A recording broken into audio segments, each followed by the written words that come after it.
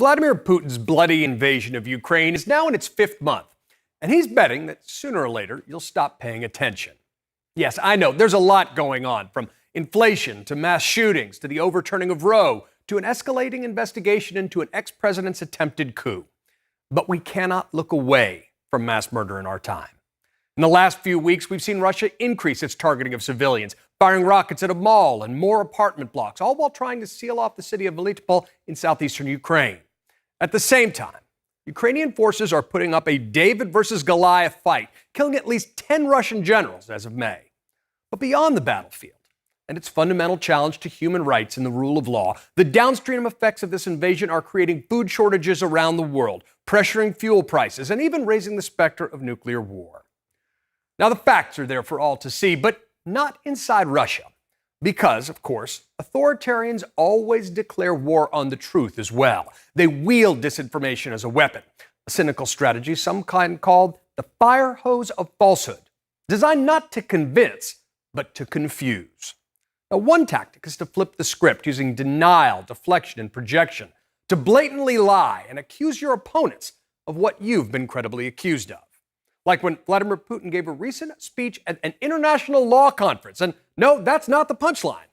And he said, get this, there can be no other definition for the Kyiv regime's actions than a crime against humanity. Now, of course, it's Russia that's being actively investigated for war crimes in Ukraine. But the goal is to blur distinctions.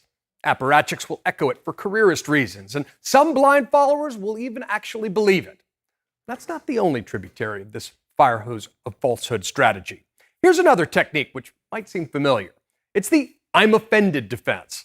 Now, this was on display when the Kremlin indignantly demanded to see the UK ambassador to scold her for offensive rhetoric about Putin that was not fit for polite society, they said, including what they called deliberately false information, in particular about alleged Russian threats to use nuclear weapons. Now, there's nothing alleged about these nuclear threats. They've been leveled repeatedly by the Kremlin during this invasion. But of course, this is classic bully playing the victim stuff, pretending that telling the truth is offensive in an attempt to quiet criticism. Talk about putting feelings over facts. It's worth remembering there is no right not to be offended, and if the truth hurts, well, so be it. Look, compared to the bloody human cost, these may seem like small sins. But Putin's war on truth is the background music to his actual war on the people of Ukraine. Because authoritarians want to numb people. They want apathy to aid their power grabs.